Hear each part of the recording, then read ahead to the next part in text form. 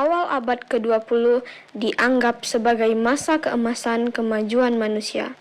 Mesin-mesin pabrik bekerja siang malam, kereta api menghubungkan kota-kota, dan penemuan teknologi baru membuat hidup terasa penuh harapan. Namun, di balik kemajuan itu, Eropa sebenarnya sedang duduk di atas bom waktu raksasa, kebencian, ambisi, dan persaingan antar negara tumbuh tanpa terkendali.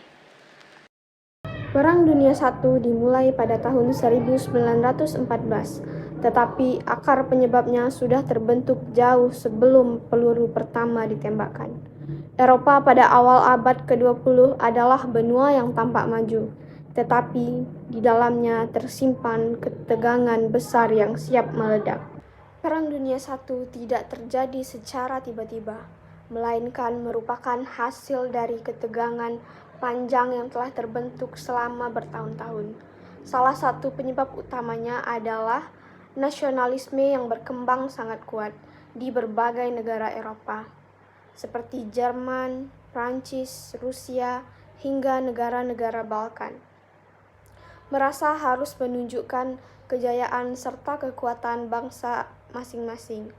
Di wilayah Balkan khususnya, nasionalisme Serbia yang ingin menyatukan bangsa Slavia Selatan dianggap ancaman besar bagi Austria-Hungaria, sehingga wilayah tersebut menjadi pusat ketegangan internasional. Namun, selain itu, imperialisme turut memperburuk keadaan karena negara-negara besar seperti Inggris, Prancis, dan Jerman saling berebut wilayah jajahan di Afrika dan Asia. Persaingan kolonial ini menciptakan rasa saling curiga yang semakin memperburuk hubungan politik. Dan selanjutnya adalah perlombaan senjata. Menjelang tahun 1914, negara-negara Eropa meningkatkan kekuatan militer mereka secara besar-besaran.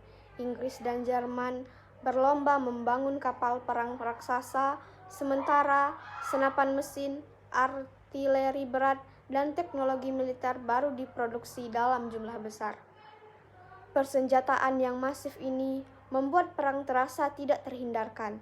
Ditambah lagi adanya sistem aliansi yang kaku, membagi Eropa ke dalam dua blok besar, yaitu Triple Entente, Inggris, Prancis, dan Rusia, dan Triple Alliance, Jerman, Austria, Hungaria, dan Italia.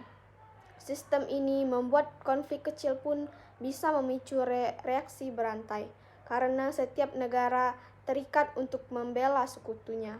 Namun, ada pun latar belakang khususnya yang dimana semua faktor tersebut yang telah disebutkan tadi menciptakan suasana tegang, bagaikan bom atom, hingga akhirnya sebuah peristiwa kecil menjadi pemicu ledakan besar, yaitu terbunuhnya Pangeran Franz Ferdinand pada tanggal 28 Juni 1914 oleh Gavrilo Princip, seorang nasionalis Serbia.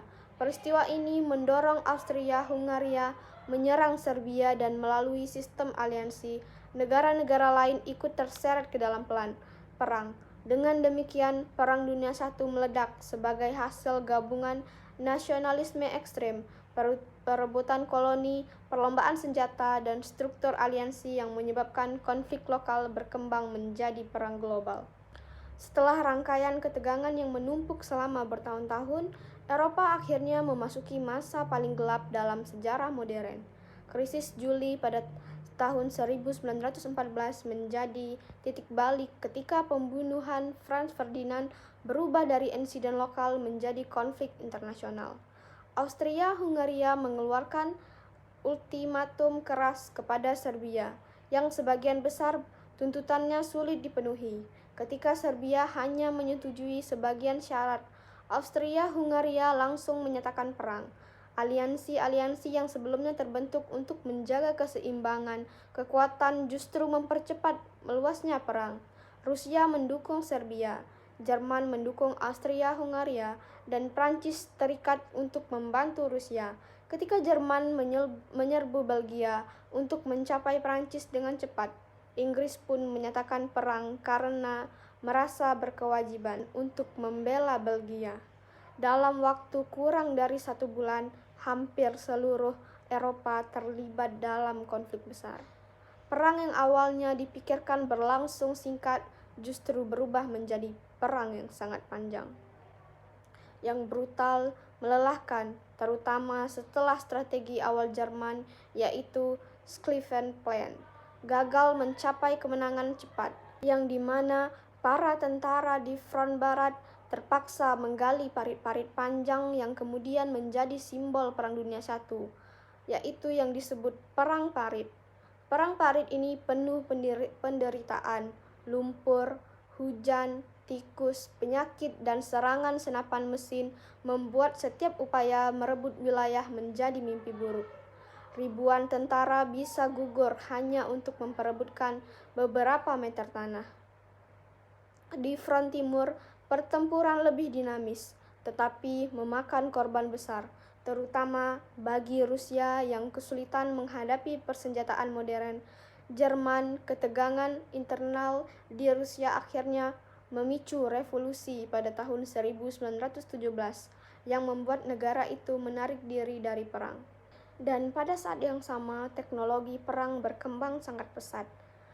Tank, pesawat tempur, kapal selam U-boot, dan gas beracun mulai digunakan untuk pertama kalinya dalam perang berskala besar. Perang tidak hanya terjadi di darat, tetapi juga di laut, dengan Inggris memblokade Jerman secara ketat hingga rakyatnya kekurangan makanan. Serangan kapal selam Jerman terhadap kapal dagang akhirnya membuat Amerika Serikat ikut terlibat, terutama tenggelamnya kapal Lusitania dan terbongkarnya telegram Zimmermann. Masuknya Amerika Serikat pada tahun 1917 memberi dorongan besar bagi pihak sekutu yang mulai kelelahan. Dan menjelang tahun 1918, kekuatan negara-negara sentral semakin melemah. Jerman dilanda kelaparan, moral tentara runtuh, dan dukungan rakyat menghilang. Di Austria-Hungaria, berbagai etnis mulai memisahkan diri dan membentuk negara baru. Kekaisaran Ottoman kehilangan banyak wilayah dan menghadapi perlawanan dari dalam. Dan ketika serangan besar Jerman di front barat gagal, sekutu meluncurkan serangan balik yang memaksa Jerman mundur. Akhirnya, pada tanggal 11 November 1918, gencatan senjata ditandatangani dan pertempuran resmi dihentikan. Dan setelah perang berakhir, Eropa menghadapi kerusakan luar biasa. Jutaan orang tewas, kota-kota hancur, dan semua negara yang terlibat mengalami penderitaan ekonomi dan sosial. Dan terjadilah perjanjian Versailles pada tahun 1919 yang seharusnya menjadi akhir dari konflik, justru menanam bibit kemarahan dan ketidakpuasan baru, terutama di Jerman yang merasa dipermalukan oleh tuntutan reparasi dan pembatasan militer yang sangat berat. Dampak-dampak inilah yang kemudian membuka jalan bagi munculnya ideologi ekstrem dan tokoh-tokoh seperti Adolf Hitler yang pada akhirnya memicu Perang Dunia II.